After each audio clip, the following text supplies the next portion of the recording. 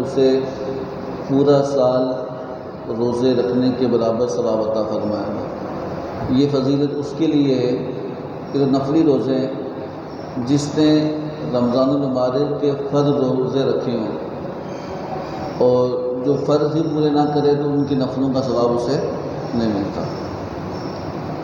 اسی طرح بے شمار روایات میں اللہ کے نبی صلی اللہ تعالی وسلم کا فرمان ہے کہ انسان اپنی زندگی کے معاملات میں اللہ رب العزت پر جتنا اس کی استطاعت ہے اتنا وہ توکل کرے۔ اور اللہ قرآن میں کہتا ہے کہ وَمَن يَتَوَكَّلْ عَلَى اللَّهِ فَهُوَ حَسْبُهُ، اور جو رب پہ توکل کرتا ہے تو وہ رب اس کے لیے کافی ہے۔ يَرْزُقُ مِنْ حَيْثُ لَا يَحْتَسِبُ، اور رب تعالیٰ اسے اس کو بے حساب رزق عطا فرماتا ہے۔ اگر زندگی انسان کی ایک طرح کی نہیں ہوتی، اگر ہم صحابہ کرام علیہ رضوان زندگی کو دیکھیں کہ انبیاء علیہ السلام کے بعد جتنے مصائب اور پریشانیاں اور تکلیفیں دکھ اللہ کے نبی صلی اللہ علیہ وسلم کے اصحاب نے برداشت کی ہیں، شاید ہی کسی اور نبی کی امتیوں نے اتنی برداشت کی۔ جس طرح کئی روایات میں آتا ہے کہ اللہ تعالیٰ جسے کوئی رتبہ، مقام یا بلندی عطا کرتا ہے تو اس کا امتحان بھی سخت ہوتا ہے، اس کی آزمائش بھی سخت ہوتی ہیں، اس کی تکلیفیں بھی سخت ہوتی ہیں۔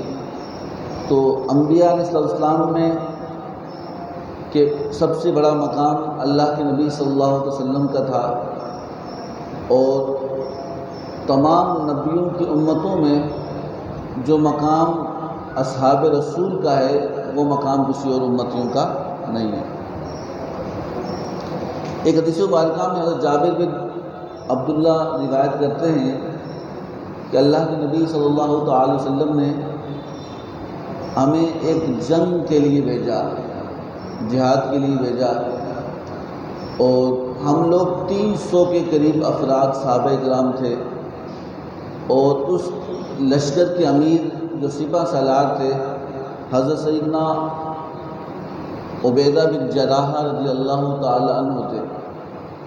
تاکہ اسلام کے اول ایام تھے، ابتدائی دور تھا، اور اس وقت غربت کا عالم بھی تھا، اور ابھی نیا اللہ کے نبی صلی اللہ علیہ وسلم نے اعلان نبوت کیا، اور کفار سارے خلاف تھے، اور وسائل کی کمی تھی، اور اس وجہ سے ہمارے پاس کھانے کے لیے کچھ بھی نہیں تھا۔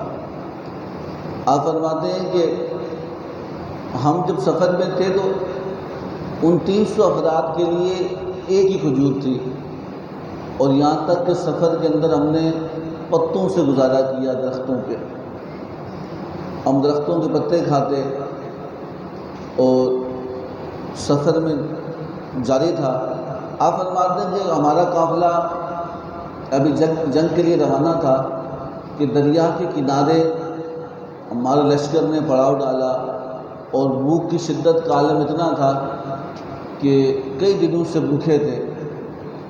آپ فرماتے ہیں کہ حضرت عبیدہ بن جراح رضی اللہ تعالیٰ عنہ سپہ سالار تھے، آپ نے اس دریا کے سمندر کے کنارے پہ کھڑے ہو کے 2 رکعت نماز نفل پڑھی، اور اللہ کی بارگاہ میں دعا کی، یا اللہ ہمارے لیے اسباب پیدا فرما اور ہمارے لیے رزق کا بندوبست فرما، ہم تیرے راستے میں ہیں اور تیرے نبی کے حکم پر ہم عمل پیرا ہیں، اور اب ہمارے اندر اتنی طاقت نہیں ہے جسمانی طور پر ہم سفر جاری رکھ سکیں، یا اللہ ہمارے لیے رزق کا بندوبست فرما۔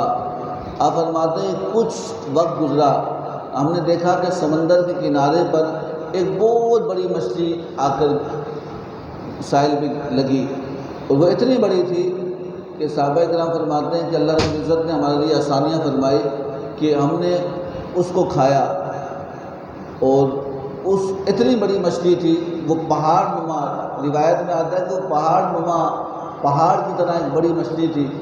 آپ فرماتے ہیں کہ ہم نے 300 افراد نے 18 دن تک اس مچھلی کے گوشت کو کھایا، لیکن وہ ختم نہیں ہوتا تھا، اتنی بڑی مچھلی تھی۔ آپ فرماتے ہیں کہ جب اس کی کانٹوں کو جوڑا جاتا، وہ اتنی بڑی تھی کہ 2 کانٹوں کو جوڑا جاتا تو ایک اونٹ اپنے سامان کے سمیت اس سے گزرتا، پھر بھی وہ اس سے بڑی تھی۔ آپ فرماتے ہیں کہ 300 افراد نے 18 دن تک اس گوشت کو کھاتے رہے، اور یہاں تک کہ آپ فرماتے ہیں کہ ہم اس کے تیل کو استعمال کرتے، مالش کے طور پر بیماروں کو لگاتے، وہ ہمارے لیے بہت کافی تھا، اور یہاں تک کہ وہ گوشت بچ بھی گیا۔ ہم اللہ کے نبی صلی اللہ علیہ وسلم کے لیے مدینہ وہ گوشت لے کے بھی گئے، اور اللہ کے نبی صلی اللہ علیہ وسلم نے اسے تناول فرمایا۔ تو ہم نے پوچھا یا رسول اللہ یہ کیا راز تھا؟ غربت کا مقام تو تھا ہی تھا، آزمائش تھی، لیکن یہ اتنی بڑی مچھلی کہاں سے آئی؟ تو اللہ کے نبی صلی اللہ علیہ وسلم نے فرمایا کہ اے عبیدہ بن جراح، تم نے اللہ سے مدد طلب کی اور اللہ نے تمہارے رزق کا بندوبست کر دیا۔ تو کہا کہ جب بندہ اللہ رب العزت کی بارگاہ میں دعا سچے دل سے کرتا ہے تو اللہ تعالیٰ اس کے لیے کافی بھی ہے اور اس کا مددگار بھی ہے، اور اس کے لیے اسباب بھی پیدا کر لیتا ہے۔ یہ اسباب زندگی کے اندر ضروری ہیں، لیکن اگر اسباب بھی ہوں اور اللہ کی توفیق نہ ہو تو بتائیں وہ اسباب کچھ کر سکتے نہیں۔ آپ دیکھیں انسان بیمار ہو جائے تو اس کے لیے ڈاکٹر کے پاس جانا یہ سبب ہے، یہ اسباب ہے اس کے علاج کے لیے وہ ٹھیک ہو جائے، لیکن ایک بندہ مر ہی جائے، ڈاکٹر بھی ہوں سب کچھ ہوں تو اس کا پھر اس اسباب کا فائدہ نہیں ہوتا۔ اسی لیے اللہ کے نبی صلی اللہ علیہ وسلم نے فرمایا کہ یاد رکھنا کہ انسان زندگی کے اندر جو بھی وقت ہے اسے غنیمت سمجھے، اور زندگی میں جو رزق اللہ نے اس کے مقدر میں لکھ دیا ہے وہ اسے اللہ ضرور عطا فرمائے گا، اور جو نہیں لکھا وہ اسے حاصل نہیں کر سکتا، چاہے اس کے لیے کچھ بھی کرتا پھرے۔ اور پھر ایک اور روایت مشکوٰۃ شریف کی حدیث مبارکہ ہے کہ اللہ کے نبی صلی اللہ علیہ وسلم کے پاس ایک شخص آیا، اور روایت میں آتا کہ قبیلہ بنو سلیم کا وہ شخص تھا۔ تو اللہ کے نبی صلی اللہ علیہ وسلم کے پاس آیا اور اس نے کلمہ پڑھا، اور کلمہ پڑھ کر داخل اسلام ہوا۔ اللہ کے نبی صلی اللہ علیہ وسلم نے اس سے اس کی مالی حیثیت پوچھی۔ اس نے کہا کہ یا رسول اللہ میرے قبیلے میں 3000 افراد رہتے ہیں۔ کتنے؟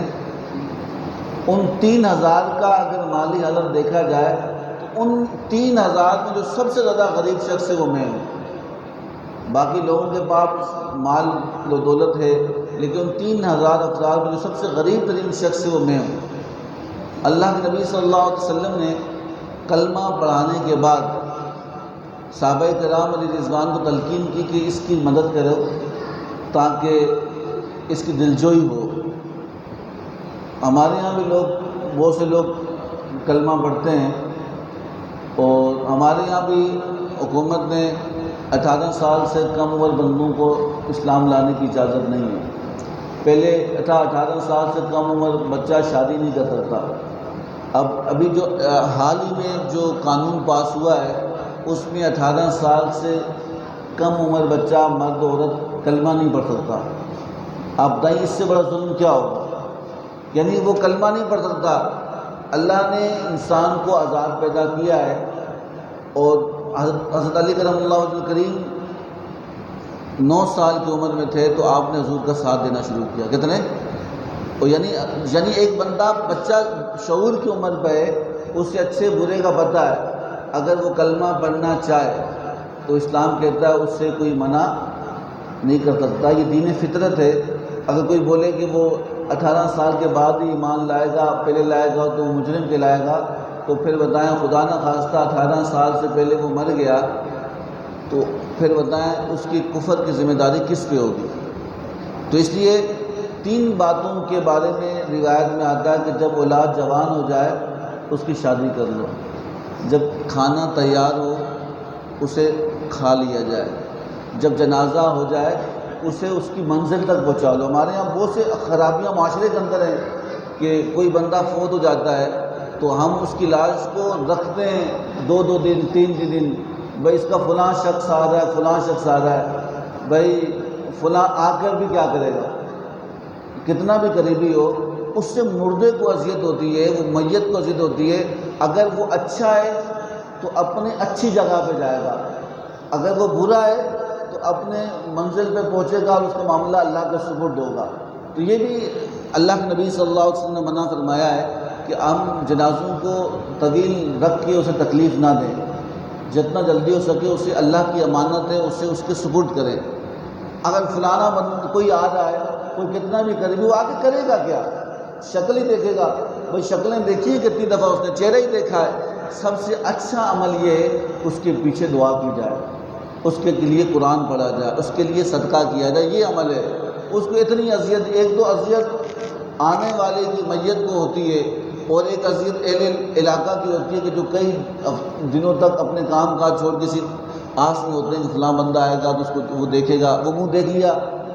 تو اس لیے صوفیہ نے منع فرمایا کہ انسان کو اس کی منزل، تو اس لیے اسلام کے بارے میں یہ ہے کہ جب انسان شعور کی عمر پہ ہو تو وہ کلمہ پڑھ لے تو اسے کوئی روکے گا نہیں۔ لیکن ملک پاکستان میں یہ قانون بھی، یہ دن بھی ہم نے دیکھنے تھے، اسے قانون کا حصہ بنا دیا گیا کہ 18 سال سے کم عمر بندہ اگر کوئی کلمہ پڑھے گا تو پڑھانے والا بھی جیل میں جائے گا، پڑھنے والا بھی جیل میں جائے گا۔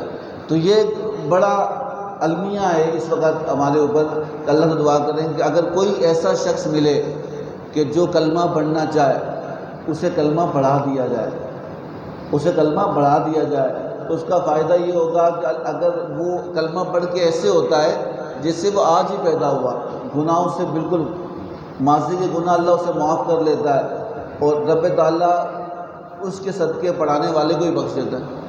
سمجھا رہی بات کی؟ تو یہ ہمارے یہاں معاشرے کے اندر، ہمارے ملک کے اندر یہ پورا سوچی سمجھی سازش کے تحت اس بات کو لگایا گیا۔ لیکن یاد رکھنا کہ جس کو اللہ ایمان کی دولت دیتا ہے اس کے لیے اسباب بھی پیدا کر لیتا ہے، اس کے لیے آسانیاں بھی پیدا کرتا ہے۔ اور یہاں پہ صوفیہ فرماتے ہیں کہ بندہ گھبرائے نہ کسی کام سے کہ فلاں مسئلہ ہو جائے گا، فلاں مسئلہ ہوگا۔ یاد رکھنا جو مسئلہ ہوگا اسے کوئی روک نہیں سکتا، جو نہیں ہوگا اسے کوئی لا نہیں سکتا۔ کہتے ہیں کہ اگر کوئی بندہ آپ کی عزت خراب کرنا چاہے اور اللہ نہ چاہے، وہ سارے مل کر بھی اس بندے کی عزت خراب کر سکتے۔ اگر کوئی بندہ آپ کو عزت دینا چاہے اور اللہ نہ چاہے تو پوری دنیا کے لوگ مل کر بھی اس بندے کو عزت نہیں دے۔ تو یاد رکھنا، تو اس بات پہ پریشان نہ، کبھی بھی نیک کام ہو اس نیک کام میں جلدی کرنا، اس نیک کام میں جلدی کرنا، شاید اس کی اللہ تعالیٰ تو اتنا مہربان ہے۔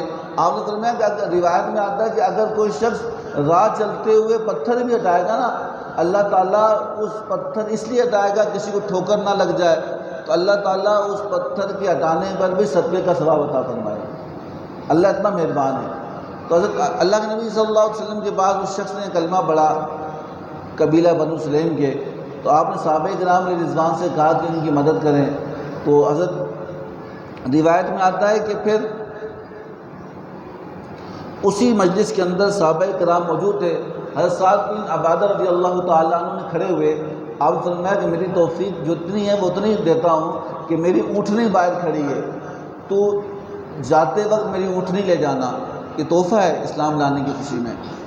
اور پھر حضرت مولا علی کرم اللہ وجہ کریم نے اپنا امامہ اتارا اور کہا میں نیا ہی خریدا تھا، آج تو اسلام لایا تو اللہ کے نبی نے حکم دیا میں اپنا امامہ تجھے تحفہ دیتا ہوں۔ اب جب حضرت سلمان فارسی رضی اللہ تعالیٰ عنہ سے حضور نے کہا کہ اس کا بندوبست کر اس کے معاملات کا، تو کہا کہ اب کھانے کا مسئلہ تھا۔ حضرت سلمان فارسی فرماتے ہیں کہ میں جب باہر نکلا تو میرے آنکھوں کے سامنے سیدہ فاطمہ کا گھر تھا، حضور کی بیٹی ہیں۔ تو آپ فرماتے ہیں کہ میں ان کے گھر گیا، دروازے پہ دستک دی اور کہا کہ ایک شخص ایمان لایا ہے، حضور نے فرمایا اس کی دلجوئی کی جائے اور اس کی مدد کی جائے، اور اب میں نے تو سب انتظام کر لیا، اب کھانے کا بندوبست کرنا ہے۔ تو حضرت فاطمہ نے فرمایا کہ پھر کہا کہ آپ دے سکتی ہیں کھانا، آپ نے فرمایا کہ ٹھیک ہے اس کے کھانے کا بندوبست کرتی ہوں، یہ حدیث کے الفاظ ہیں۔ تو آپ نے فرمایا کہ سلمان فارسی نے فرمایا کہ دیکھو میرے اپنے بچوں نے 3 دن سے کھانا نہیں کھایا، تین امام حسن امام حسین رضی اللہ تعالیٰ عنہ نے 3 دن سے کھانا نہیں کھایا، لیکن یہ حضور کا، میرے والد کا مہمان ہے، یہ اللہ کا مہمان ہے، اس کا بندوبست کرتے۔ ایک بات سوچنے کی ہے، جب 3 دن سے آپ لوگوں نے نہیں کھایا تو وہ جو مہمان ہے وہ کہاں سے کھائے گا، اس کی مدد کیسے ہوگی؟ لیکن وہ گھرانہ ہے جس پر سلام قیامت تک پڑھا جائے گا، جس کی عظمت کو کوئی گرا نہیں سکتا، جس کا خون ہی خون مصطفیٰ ہے، جس کی بلندی کا کوئی انکار کر سکتا نہیں ہے۔ آپ فرماتے، حضرت سلمان فارسی فرماتے ہیں کہ سیدہ نے اپنے گھر کا ایک کمبل تھا، وہ اسے دیا اور کہا کہ جاؤ اسے دے آؤ۔ اس گلی کے کونے میں ایک یہودی رہتا ہے شمون نام کا، وہ چیزیں خریدتا ہے اور خرید کر اناج، پیسے اور جو کچھ اس سے ہوتا ہے وہ دیتا ہے۔ تم اس کے پاس جانا، اسے کمبل بیچنا اور یا پھر اسے گروی رکھ دینا اور اس کے بدلے میں پیسے لے آنا، اناج لے آنا، سب کچھ لے آنا۔ تو حضرت سلمان فارسی فرماتے ہیں میں اس کے گھر گیا، دروازے پہ دستک دی، میں نے کہا یہ دینا ہے۔ کہا کس کا ہے؟ کہا یہ سیدہ فاطمہ کا۔ پورا بات اسے بتائی۔ اس نے کمبل لیا اور لینے کے بعد اس نے کہا کہ تم سب کچھ لے جاؤ، یہ کمبل بھی لے جاؤ، اناج بھی لے جاؤ، پیسے بھی لے جاؤ، جتنا کچھ چاہیے لے جاؤ، اور میرا پیغام سیدہ فاطمہ کو دینا کہ آج صبح میں تورات پڑھ رہا تھا، اور تورات کے اندر ایک واقعہ لکھا تھا، میں حضور آئے، ہمیں دشمنی ہے حضور سے، یہودی تھا، لیکن ہم حضور کی باتوں کو آنکھیں بند کر کے سنتے اور آنکھیں بند کر کے ہی بھول جاتے، ہم اس کو اپنے دل میں نہیں بساتے تھے۔ آج صبح میں جب تورات پڑھ رہا تھا، تورات میں آخری امت کے لوگوں کا ذکر لکھا تھا، اس میں لکھا تھا کہ وہ آخری امت کے لوگ حضور کی جو امتی ہوں گے وہ اتنے اللہ رب العزت پہ توکل کرنے والے اور اللہ کی راہ میں خرچ کرنے والے ہوں گے کہ وہ اپنے پیٹ پہ پتھر باندھیں گے لیکن آنے والے کو کھلا کے بھیجیں گے۔ کہ میں نے یہ پڑھا تھا اور میں کئی دنوں سے سوچ رہا تھا جو نبی نبوت کا دعویٰ کر رہے ہیں کہ یہ وہی امت ہے، لیکن جب آج یہ کمبل آیا اور انہوں نے خود کھانا نہیں کھایا اور پھر مہمان کو کھانا کھلا رہے ہیں، تو میں سمجھ گیا کہ یہ وہی امت ہے جس کا ذکر تورات کے اندر بھی موجود ہے، تورات کے اندر جس کا ذکر کیا ہے موجود ہے۔ آپ فرماتے ہیں اس شمون نے کہا کہ حضرت سیدہ فاطمہ سے کہنا آپ یہ میرا تحفہ لے لیں، لیکن وہ انکار کریں گی، لیکن اس نے کہنا کہ میری طرف سے تحفہ ہے اور میں یہ سب کچھ آپ کو تحفے میں دیتا ہوں اور آپ سے یہ عرض کرتا ہوں کہ آپ پریشان نہ ہونا، اب میں شمون نہیں، میں کلمہ پڑھ کے اسلام میں داخل ہوتا ہوں۔ سمجھا دی بات بھی؟ اب میں کلمہ پڑھ کے اسلام میں داخل ہوتا ہوں۔ تو ہمارے یہاں اس معاملے کو بھی دیکھا جائے کہ جو قرآن پاک کی آیت کریمہ پڑھی یُؤْثِرُونَ عَلَىٰ أَنفُسِهِمْ وَلَوْ كَانُوا بِهِمْ خَصَاصَةٌ، کہ وہ جو اِصرار کرتے ہیں، جو اللہ کی راہ میں خرچ کرتے ہوئے گھبراتے نہیں ہیں، کیونکہ اللہ کا وعدہ ہے وہ ایک کے بدلے میں 70 لوٹائے گا، دنیا کے اندر بھی اور آخرت کے اندر بھی۔ ہم اسی شش و پند کے اندر رہتے ہیں، پتہ نہیں ملے گا کہ نہیں ملے گا، ہمارے ہاتھ جیب تک نہیں جاتا، پتہ نہیں ہوگا کہ نہیں ہوگا، یہ ختم ہو گئے تو کہاں سے ہوں گے۔ صوفیہ فرماتے ہیں کہ بھائی جو تیرے پاس ہیں تجھے امید تھی کہ یہ ہوں گے، جس نے تجھے امید نہیں تھی یہاں تک پہنچایا تو وہ آگے بھی پہنچا دے گا، وہ آگے بھی آسانیاں کرے گا، بس اس پر اللہ پہ بھروسہ ہو۔ اللہ رب العزت معاملات کو کیا کرنے والا ہے؟ آسان کرنے والا ہے۔ حدیث مبارکہ میں ایک اور روایت میں آتا ہے، صحابہ کرام علیہ رضوان نے عرض کی یا رسول اللہ صلی اللہ علیہ وسلم سب سے افضل صدقہ کون سا ہے، یعنی جس کا میں صدقہ دوں کہ جو اللہ کی بارگاہ میں عرش تک پہنچے اور سب افضل صدقہ ہو، کہا یہ کون سا صدقہ ہے؟ تو کسی نے کہا یا رسول اللہ کسی یتیم کو کھانا کھلا دینا یا کسی یتیم کی مدد کر لینا، یہ افضل صدقہ ہے حضور فرمایا نے۔ تو ایک نے کہا یا رسول اللہ شاید کسی مسکین کے ساتھ مدد کرنا، اس کو کھانا کھلانا، کھانا۔ کہا کسی مجاہد کی مدد کر لینا جو اسلام کے راہ میں لڑتا ہو، یہ افضل صدقہ ہے ہاں فرمایا نے۔ تو صحابہ نے عرض کی یا رسول اللہ ہمارے ماں باپ آپ پہ قربان ہو، آپ ہمیں خبر دیجئے کہ اللہ کے ہاں سب سے بہتر صدقہ کون سا ہے جسے اللہ پسند کرتا ہے دینے والے کو۔ آپ فرمایا کہ حضرت نے فرمایا کہ سب سے افضل صدقہ یہ ہے کہ تیرا کوئی رشتہ دار غریب ہو۔ کون بولے؟ تیرا کوئی رشتہ دار عزیز، تیرا کوئی رشتہ دار ہو جو غریب بھی ہو اور اس کے پاس کچھ نہ ہو، اور دوسری بات فرمایا وہ تجھ سے ناراض بھی ہو، راضی بھی نہ ہو، اور تو اسے کسی نہ کسی طریقے سے اس کی مدد کر لے۔ ان سب سے میں نے عید کے اجتماع میں یہ بات کی تھی کہ سب سے افضل صدقہ جو ہے وہ اپنے عزیز و اقارب کا خیال رکھنا ہے، اپنے اپنے رشتہ داروں کا خیال رکھنا، عزیز و اقارب کا۔ فرمایا کہ کوئی تیرا عزیز ہو اور غریب بھی ہو، اور سب سے بڑھ کر تو اگر وہ خدا نہ خواستہ تو اس سے ناراض بھی ہو اور تو کسی نہ کسی طریقے سے اس تک وہ چیز پہنچا دے، اللہ تعالیٰ افضل صدقے کے برابر تجھے ثواب عطا فرمائے گا۔ یہ حضور کا فرمان ہے۔ ہمارے یہاں کیا ہوتا ہے، ہم غیروں کو تقسیم کرتے ہیں، اپنوں کو نظر انداز کرتے ہیں۔ بتائیں اگر آپ اتنے سخی ہیں تو سخاوت کا اظہار اپنے قریب والوں پہ کیا جائے، وہ کہیں اور دستے سوال کریں تو اس میں اس شخص کی بےزتی ہے جس کا وہ خاندان ہے کہ نہیں؟ وہ ایک شرمندگی کی بات ہوتی ہے۔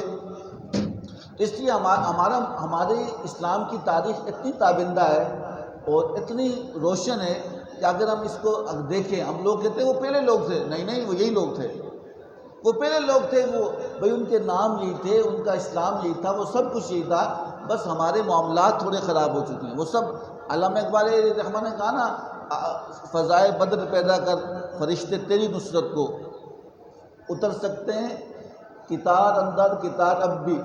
کہا کہ اگر تو چاہتا ہے نا، اللہ تعالیٰ فرشتے آج کیوں نہیں بھیجتا؟ کہا کہ تو وہ بدر والا ایمان پیدا کر، فرشتے آج بھی حاضر ہیں خدمت کے لیے۔ سمجھا رہی بات؟ تو معاملہ یہ نہیں ہے۔ ایک بزرگ کے بارے میں کہتے ہیں کہ شیخ حسن بغدادی بہت بڑے بزرگ تھے، آپ فرماتے ہیں وہ جب بھی دعا کرتے، بہت بڑے اللہ کے ولی تھے، بڑے عالم تھے، وہ دعا کرتے کہ یا اللہ وہ بغداد کا جو تاجر تھا نا، اللہ تعالیٰ اس کی دونوں بیویوں کو بخش دے، ہمیشہ کی دعا ہوتی۔ تو آپ کے شاگردوں نے کئی دفعہ سوچنا چاہیے کہ دو بیویاں، یہ بغداد کا تاجر کون تھا، اس کا نام بھی نہیں آتا، لیکن آپ جب بھی کہیں بھی کسی مجلس میں دعا کرتے، آخر میں آپ اس کے لیے ضرور دعا کرتے ہیں کہ یا اللہ وہ بغداد کے تاجر کی دونوں بیویوں کو بخش دے۔ کچھ عرصہ گزرا تو کچھ شاگردوں نے عرض کی کہ حضرت ہمیں یہ بھی نہیں پتا کہ بغداد کا کون سا تاجر تھا، اور جس کے لیے آپ دعائیں کرتے ہیں اس کی بیویوں کی دعا کرتے ہیں۔ آپ فرماتے تھے کہ بیٹا جس بغداد کے تاجر کے لیے میں دعا کرتا ہوں وہ اس کو رب جانتا ہے، اس کی تمہیں بتانے کی ضرورت، میں جس کے لیے کرتا ہوں اللہ جانتا ہے۔ کہ ان کی بیویوں کا ایسا کون سا کمال تھا، اتنا بڑا تھا کہ آپ جیسا اللہ کا نیک بندہ ہر دعا میں ان کو یاد کرتا ہے۔ کہا کہ وہ بغداد کا تاجر تھا، بہت نیک امیر آدمی تھا، وہ سفر پہ جاتا اور سفر پہ جاتے ہوئے وہ شام کا سفر کرتا، اس کی اولاد نہیں تھی، تو اس نے شام کے سفر میں تھا تو اس نے کہا کہ چلو ایک شادی اور کر لیتا ہوں، اور اس نے اپنی بیوی کو نہیں بتایا، اور شام کے اندر دوسری شادی کی، اس کو گھر بھی لے کے دیا، اس کو مکان بھی لے کے، سب کچھ لے کے دیا، اور کسی کو بتایا پہلی بیوی کو اس نے شاید یاد نہ بتا سکا، لیکن یاد رکھنا کہ اللہ رب العزت نے عورتوں کو یہ حص دی ہے، وہ شوہر کے آنے کی گفتگو کے انداز سے پہچان لیتی ہیں۔ ایک بندہ تھا نا، روز کہتا اپنی بیوی کو میں شادی کر لوں، اس نے کہا میں قسم کھاتی ہوں میں تیری شادی خود کراؤں گی، کہا میں قسم کھا رہی ہوں میں تیری شادی کراؤں گی، کبھی عورت دوسری شادی کرنے نہیں دیتی۔ اس نے کہا کیا میں کروں؟ اس نے کہا کہ اگر تو قرآن ناظرہ پڑھ لے، اتنا بڑا ہو گیا تو قرآن ناظر نہیں پڑھا۔ اس نے کہا مجھے پڑھا ہی جاتا، میری زبان موٹی ہو گئی ہے۔ اس نے کہا میں قسم کھاتی ہوں اگر تو شادی کرنا چاہتا ہے تو تو قرآن ناظرہ پڑھ لے، تیرا ناظرہ ختم ہوگا، تیری دلہن میں خود لے کے آؤں گی۔ اس بندے نے اس مولوی صاحب کے پاس گیا، صبح شام رات دن قرآن پڑھتا، موٹی زبان پتلی ہو گئی، یعنی 6 مہینے کے اندر اس نے قرآن ختم کر لیا، اور ختم کر کے اپنی بیوی سے کہنے لگا کہ آپ نے خود تو کہا تھا قرآن ختم کرو میں شادی کراؤں گی۔ اس نے کہا ہاں، اور قسم بھی کھائی تھی، اور قسم کو توڑنا، 60 مسکینوں کو کھانا کھلانا اور روزے رکھنا ہے۔ اس نے کہا کہ اچھا، اس نے کہا کہ تو نے قرآن پڑھ لیا؟ اس نے کہا میں قسم توڑتی ہوں، کفارہ ادا کرتی ہوں، شادی نہیں کراؤں گی، میں تیرا قرآن ختم کرواؤں، تو اس طرح نہیں پڑھتا، ایسے 30-40 سال لوگ تجھے کہنے پڑھ، اب شادی کا نام نہیں تو 6 مہینے میں ختم کیا۔ کہا میں کفارہ ادا کر لوں گی، 60 مسکینوں کو کھانا کھلا لوں گی، 60 دن کے روزے رکھ دوں گی، لیکن تیرا معاملہ، تو بغداد کا وہ تاجر تھا، اس نے دوسری شادی کی، کچھ عرصہ وہاں رہا۔ اس کی بیوی کو شک ہوا، اس نے اب اپنے کسی بندے کو بھیجا کر دیکھا یہ کہاں جاتا ہے شام میں جب اس کو پتا کہ اس کی جاسوس نے کہا کہ بھی شادی کی ہے تو خاموش رہی۔ اس نے وہ شام گیا اور کچھ عرصے بعد واپس آیا، شدید بیمار تھا، اور